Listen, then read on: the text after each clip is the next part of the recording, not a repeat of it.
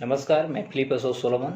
Mission IAS का जो आपका क्वेश्चन है जनरल स्टडीज़ मास्टर स्ट्रोक जो दिल्ली टीम के तहत जो आपकी एग्ज़ाम हो रही है, ये इंडियन पॉलिटी है। इंडियन पॉलिटी में मैं पिछले एपिसोड में 30 तक किया था, 1 से 30, और ये एपिसोड में मैं 31 से लेकर के 60 प्रश्नों का एनालिसिस दे रहा हूँ।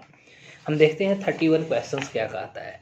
31 क्वेश्चन कहता है, भारतीय संविधान के निम्नलिखित अनुच्छेदों में से कौन सा अनुच्छेद राज्य की सरकारों को ग्राम पंचायत को संगठित करने का अधिकार देता है। देखिएगा, इसमें अनुच्छेद हमारा पहला है 32। तो 32 में जो होता है वह हमारा जो होता है उपचार यानी संवैधानिक उपचार की चर्चा करता है, जिसको हम कॉन्स्टिट्यूशनल रेमेडी कहते हैं। तो संविधान का आर्टिकल 40 जो होता है भारत में खासतौर पर पंचायती राज की चर्चा करते हैं, यानी इसका आंसर बी हो जाएगा। फिर एक है आर्टिकल 48। आर्टिकल 48 में क्या होती है, हम खासतौर पर ऑर्गेनाइजेशन ऑफ एग्रीकल्चर और एनिमल की चर्चा करते हैं। और आर्टिकल 51 है जिसमें हम फंडामेंटल ड्यूटीज़ की बात करते हैं। लेकिन यहाँ पर मांग रहा है कि हमारा पंचायती राज की चर्चा कीजिए, तो पंचायती राज हमारा 40 हो जाएगा, यानी आंसर इसका बी हो जाएगा।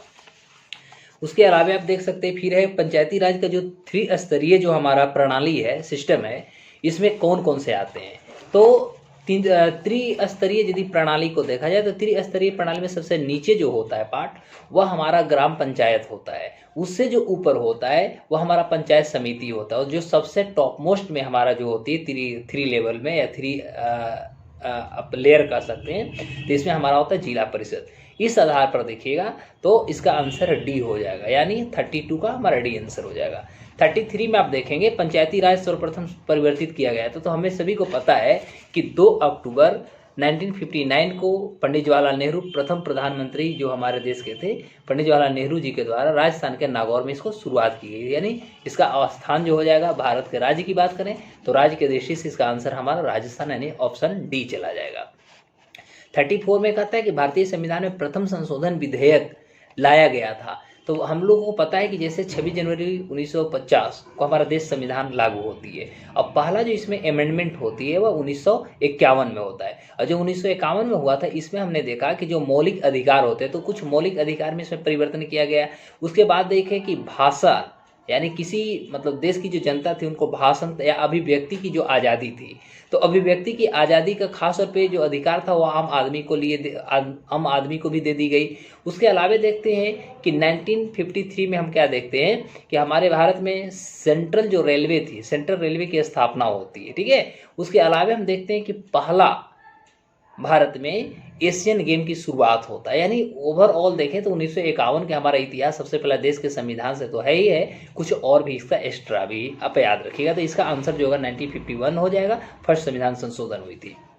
35 देखेंगे, राज्य लोक सेवा आयोग के जो अध्यक्ष होते हैं किसके द्वारा नियुक्त होते हैं। तो हमें जैसा कि पता है कि भारत के संविधान के आर्टिकल 315 देखिएगा, तो आर्टिकल 315 जो होती है उसमें चर्चा किया जाता है कि संघ तथा राज्य या संघ तथा राज्य जी भारत में एक तो नहीं अनेक है, तो राज्यों के जो लोक सेवक होंगे या कह सकते लोक सेवा आयोग जो होगा उसकी खासतौर पे जो नियुक्ति होती है या उसकी जो स्थापना होता है, स्थापना के लिए भारत के संविधान का अनुच्छेद 315 में चर्चा की गई थी। और इस आधार पर देखेंगे तो किसी भी राज्य, जैसे हमारा केंद्र में हम देखें तो सेंट्रल जो होता है हमारा जो यूपीएससी होता है, तो यूपीएससी का जो चेयरमैन होता है या यूपीएससी की जो नियुक्ति होती है भारत के राष्ट्रपति के द्वारा होता है। ठीक उसको हम यदि राज्यों में लेके आए तो राज्य में जिनकी नियुक्ति होती है वह राज्यपाल के द्वारा होता है। बट राज्यपाल उनकी नियुक्ति देते हैं, शपथ ग्रहण कराते हैं, लेकिन कभी भी उनको बर्खास्त राज्यपाल नहीं करा सकते, बल्कि उनके बर्खास्त कराने का जो अधिकार होगा वो भारत के राष्ट्रपति का होगा।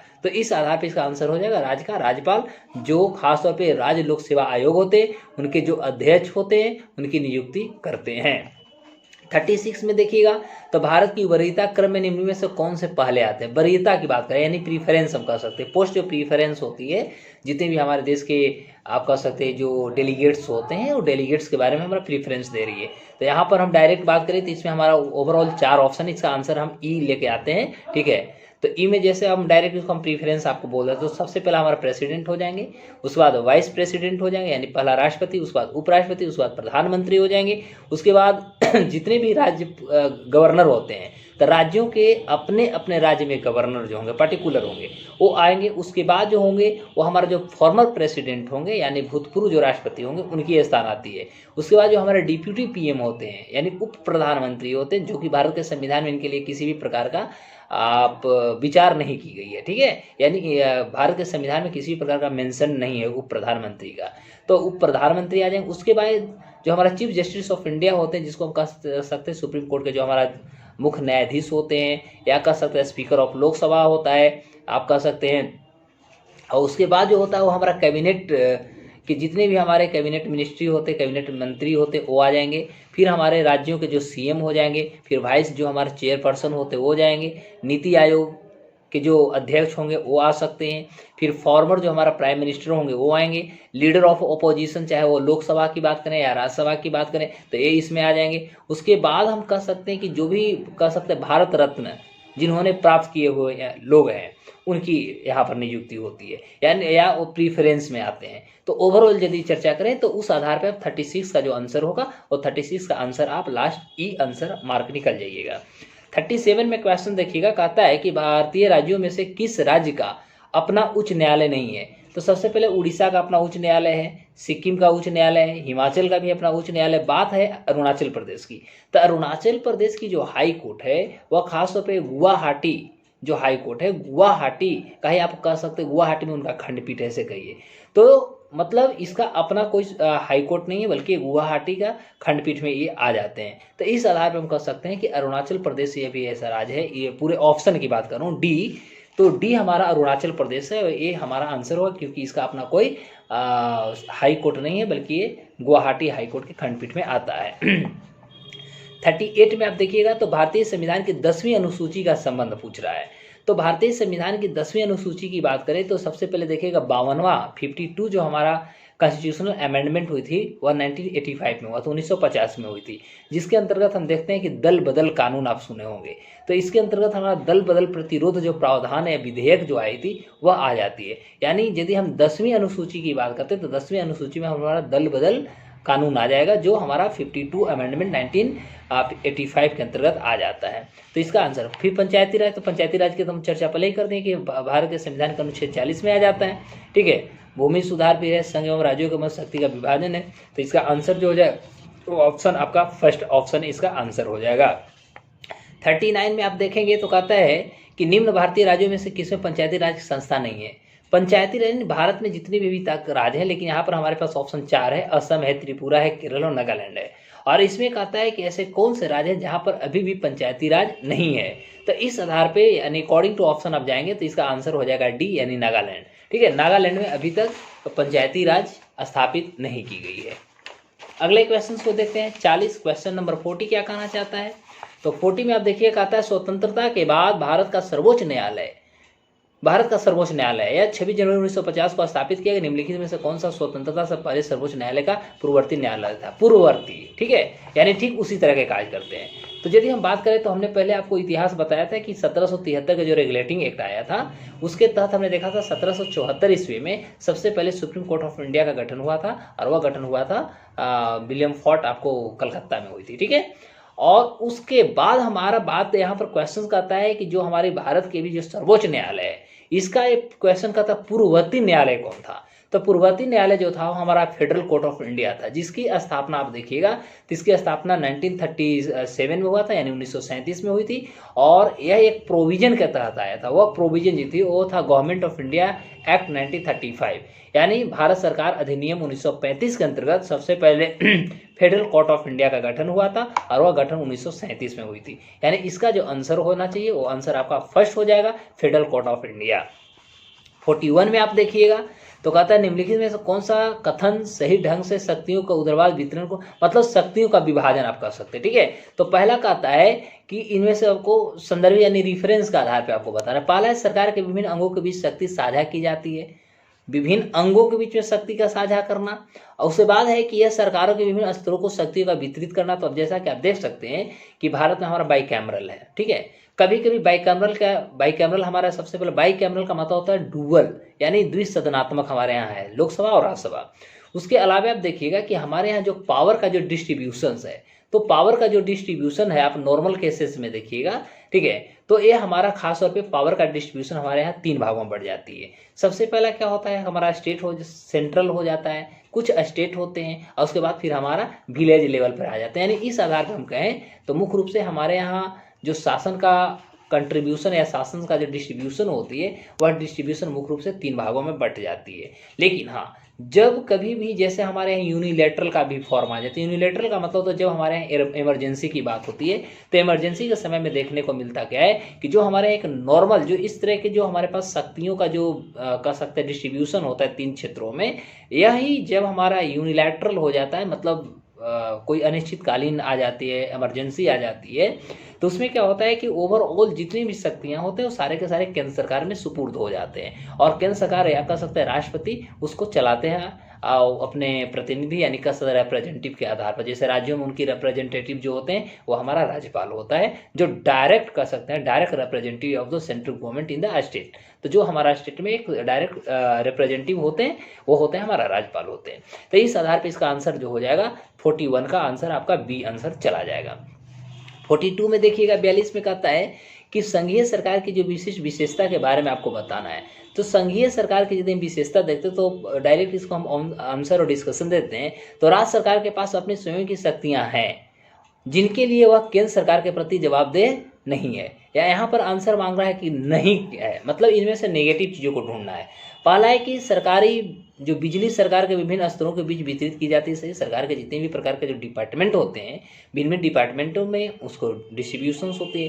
केंद्र सरकार प्रांतीय सरकारों को कुछ अधिकार भी देती है, ये भी सत्य है, लेकिन राज्य सरकार जो होती है वो अपने आप में इंडिपेंडेंट नहीं होती। इसीलिए आपसे प्रश्न इंटरव्यू में पूछा जाता है कि जैसे हम बात करते हैं बिहार का, तो क्या बिहार हमारा राज्य है या प्रांत है? तो हमें आंसर देना होता है कि बिहार हमारा एक प्रांत है, ना कि राज्य है। यदि हम पॉलिटिकल फॉर्म में आते हैं तो राज्य का मतलब होता है जिनका अपना कह सकते हैं पॉपुलेशन होता है, जिनका अपना एक जियोग्राफिकल बाउंड्री होता है, जिनका अपना एक सोवरेनिटी होती है। तो ये सारे जो गतिविधि होता है यदि उसका वो है तब, लेकिन मुख्य रूप से जब हम सोवरेनिटी की बात करते हैं तो राज्य जो भी होता है उसको भिन्न भिन्न प्रकार के जो हेल्प ऐड होते हैं, हेल्प मिलते हैं, वो सारे केंद्र सरकार के अनुरूप होता है। और केंद्र सरकार मान लिया किसी भी प्रकार का, जैसे हमारे जो बाउंड्री लाइन है, बाउंड्री लाइन जैसे हम बिहार की बात करते हैं, जो नेपाल का हमारा बाउंड्री लाइन है, तो उसकी जो कंट्रोलिंग पावर है वह कंट्रोलिंग पावर हमारा किसके पास है? केंद्र सरकार के पास। इस तरह से हम कह सकते हैं कि जो हमारे राज्य की सरकार है वह अपने आप में ऑटोनोमस अथॉरिटी नहीं रखती है। तो इस फॉर्म में हम कह सकते हैं कि राज्य सरकार जो होती है, राज्य सरकार के पास अपनी जो सेल्फ जो पावर्स होते हैं, ठीक है, वह सबसे पहले तो सेल्फ पावर होते हैं, लेकिन वह मुख्य रूप से जो होता है वो हमारा जो सेंट्रल गवर्नमेंट होती है, सेंट्रल गवर्नमेंट के प्रति वो रेस्पॉन्सिबल होता है, नहीं बल्कि रेस्पॉन्सिबल होता है। क्योंकि रेस्पॉन्सिबल नहीं होता तो जो सेंट्रल गवर्नमेंट होती है उनकी जो रिप्रेजेंटेटिव हमारा राज्यपाल होते हैं। जब राज्यपाल को ऐसा महसूस होता है तो हम देखते हैं कि वो प्रेसिडेंट को रिकमेंडेशन करते हैं कि यहाँ पर प्रेसिडेंट रूल लगाया जाए, ठीक है। यानी जब ऐसा महसूस होता है कि हमारा कॉन्स्टिट्यूशनल जो थिंग्स हैं या कॉन्स्टिट्यूशनल जो हमारे पास और फॉर्म है वो उसका दुरुपयोग हो रहा है, तो इस दृष्टि से हम देख सकते हैं। तो इसका आंसर जो आपका सी हो जाएगा 42 का। 43 में देखेंगे निबंध ऑन लिबर्टी एक किताब था, ठीक है। तो कहता है कि निबंध ऑन लिबर्टी को किसने लिखा था? तो इसको लिखने वाले जो थे वो जॉन स्टुअर्ट मिल थे। जॉन स्टुअर्ट मिल जो थे इंग्लिश फिलोसफर थे, और यह जो किताब थी खासतौर पे एसे ऑन लिबर्टी, यह खासतौर पे हमारा फिलोसफिकल आप कह सकते अफेयर्स के आधार पर इस किताब को पोर्ट्रेट की गई थी। और इसकी जो खासतौर पे खासा पब्लिकेशन जो हुई थी वो 1859 में इसकी पब्लिकेशन हुई थी, ठीक है। और यह मुख्य रूप से जो इसकी कह सकते पूरी जो मैटर इसमें दिया गया था वह सोसाइटी से रिलेटेड था और स्टेट से रिलेटेड, यानी समाज और राज्य, ये दोनों के बीच में जो हमारा एक कोलाबोरेशन रिलेशन होता है, रेसिप्रोकल जो रिलेशन होता है, इसको बताई गई। उसके अलावा कह सकते हैं कि जो भी हमारा खासतौर पे जो अथॉरिटी होती है, यानी जिसको हम अधिकार कहते हैं, चाहे हमारा जो लिबर्टी होती है, तो अथॉरिटी और लिबर्टी के बीच में जो हमारा एक रिलेशन होता है, इस रिलेशन को इस किताब के द्वारा बताने की कोशिश किए थे जॉन स्टुअर्ट मिल ने, ठीक है। तो इस आंसर हमारा 43 का ए चला जाएगा। 44 में आप देखते हैं तो कहता है भारतीय धर्मनिरपेक्षता के बारे में निम्नलिखित में से कौन सा सही है?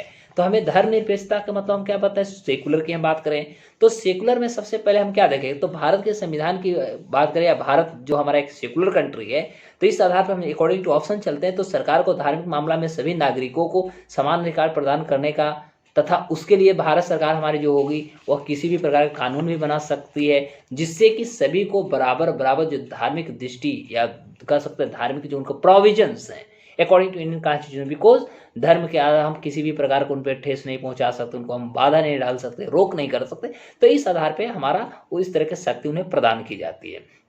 उसके अलावा देखिएगा दूसरा कहता है कि धर्मनिरपेक्ष राज्य धर्म के मामले में हस्तक्षेप नहीं करेगा। ठीक है, तो मायने सी बात है धर्मनिरपेक्ष राज्य धर्म के मामलों में हस्तक्षेप नहीं करेगा।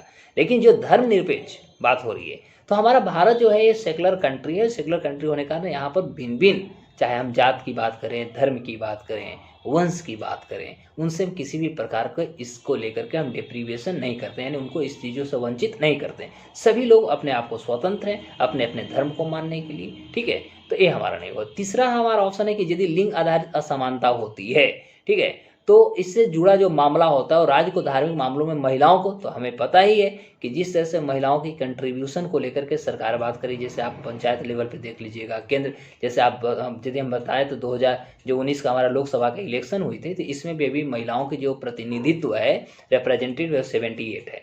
इज इट ओके, जिसमें आप देख सकते हैं कि 78 में टोटल जो है उसमें 40 जो होता है आपको बीजेपी से है, 73 अन्य है और एक हमारा उसमें 43, ठीक है, 43, 73 ऐसे इस तरह से है। तो ओवरऑल 78 इसमें रिप्रेजेंटेटिव है महिला, ये ध्यान दीजिएगा। तो इसका आंसर जो हो जाएगा, इसका ऑप्शन हमारा सी चला जाएगा इस आधार पे। 45 में कहता है कि वोट ऑन अकाउंट और अंतरिम बजट के बीच में अंतर देखिए। तो सबसे पहले भारत के संविधान में देखिएगा तो भारत के संविधान में कहीं भी बजट शब्द का इस्तेमाल नहीं किया गया। इसके लिए हमारा क्या किया गया, एनुअल स्टेटमेंट की चर्चा की गई। ठीक है, तो जब हमारा एनुअल या फाइनेंशियल जो स्टेटमेंट की चर्चा की तो यह भारत के संविधान के आर्टिकल 112 में की गई है, 112 में। और बात हम करते हैं वोट ऑन अकाउंट के बारे में, तो वोट ऑन अकाउंट की चर्चा भारत के संविधान के आर्टिकल 116 यानी 116 में की गई है।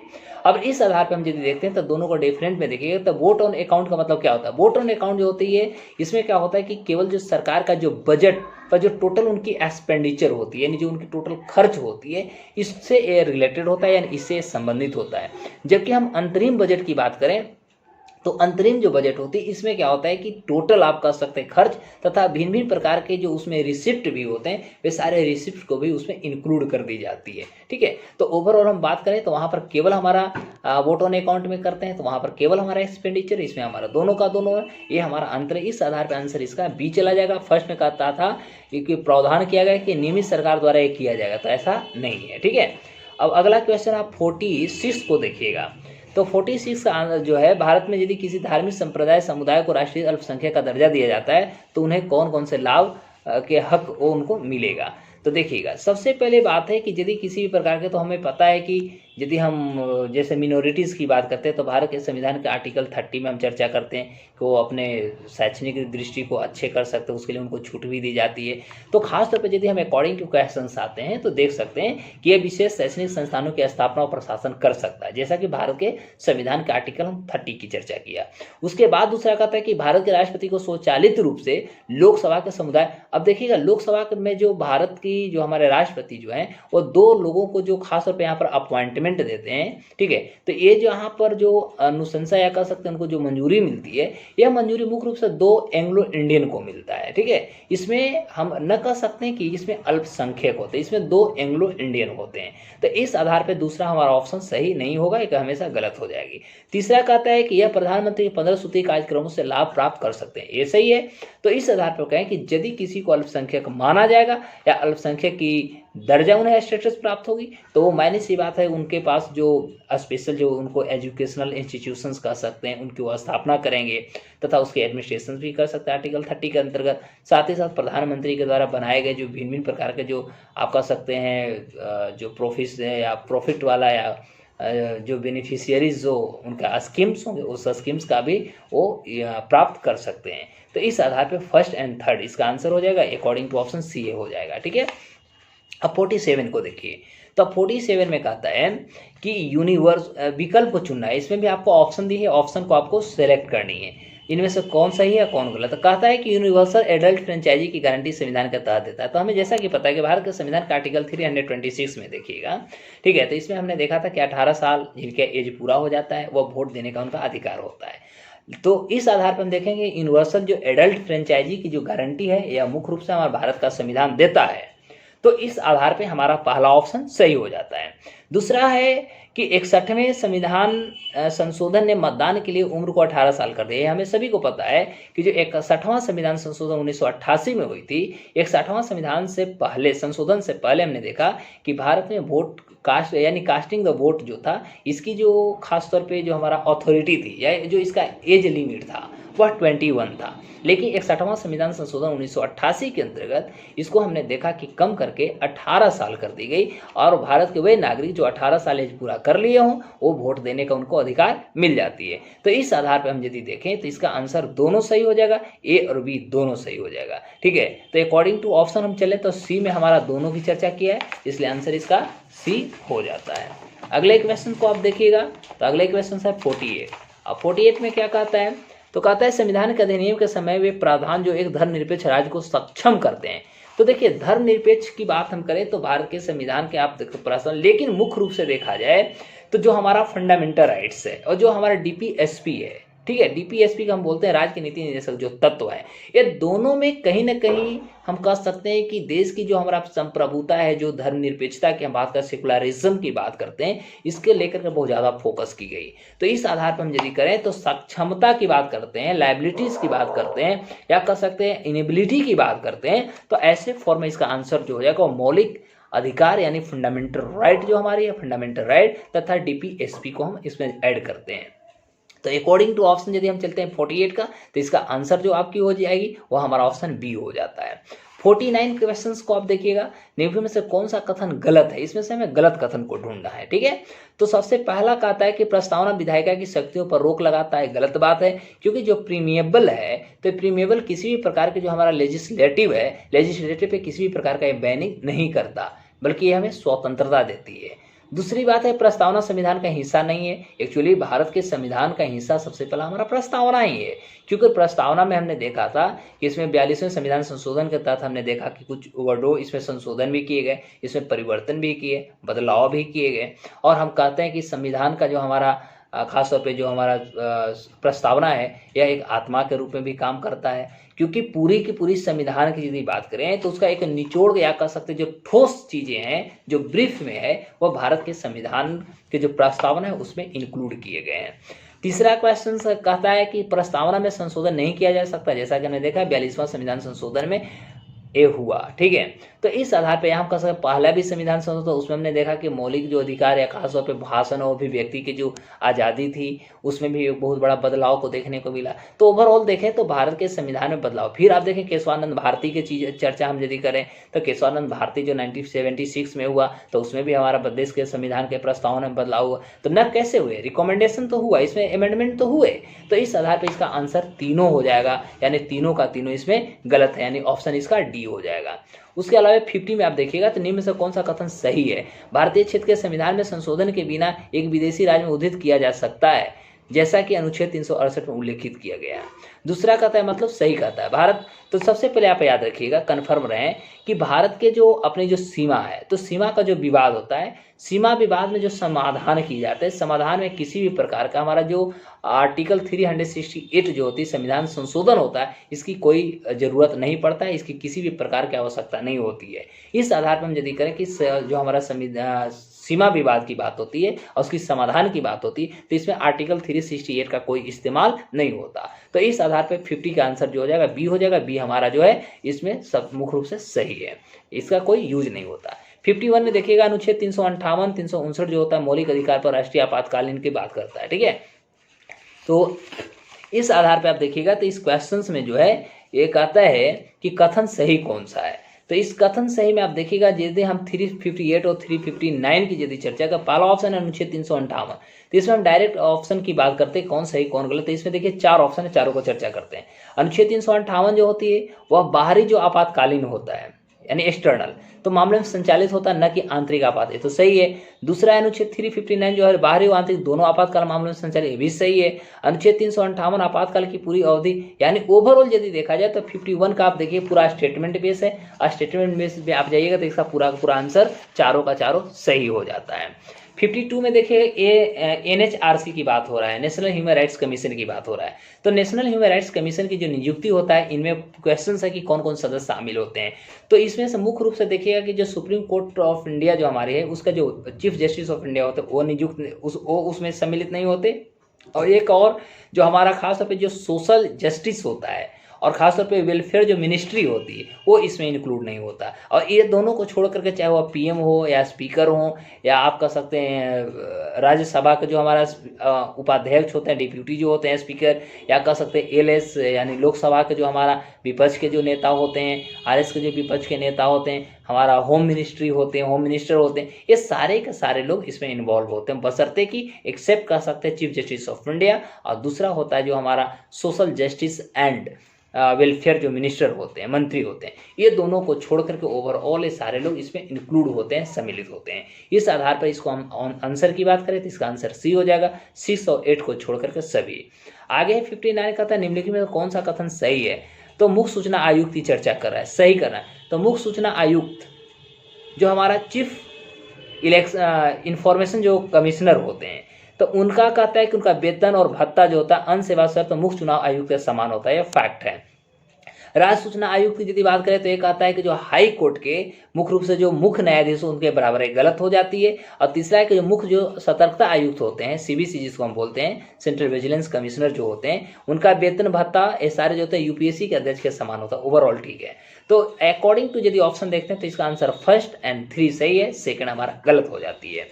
54 में देखिएगा जो CAG होता है, कैग, तो कैग के बारे में क्वेश्चन होता है। तो कैग का हमें जैसा कि पता है कि भारत सरकार, राज्य तथा केंद्र शासित प्रदेश तथा देश के अनेक क्षेत्रों में जितनी भी आय और व्यय होता है, यानी इनकम और एक्सपेंडिचर, उसका जो टोटल जो विवरण होता है, विवरण आप कह सकते हैं, डेटा जो तैयार किया होता है, उसकी जांच हमारा कैग कर लेता है। तो इस आधार पर चाहे भारत राज्य संघ शासित प्रदेशों के जो समेकित धन विधानसभा है वो भी होगा, भारत के जो आकस्मिक निधि ये भी आ जाएगा इसमें, राज्यों का सार्वजनिक लेखा, PPP की प्राप्ति और व्यय स्थानीय, यानी ओवरऑल इसमें हम बात करें तो सभी का सभी आंसर हो जाएंगे, इसलिए ऑप्शन हमारा D हो जाता है।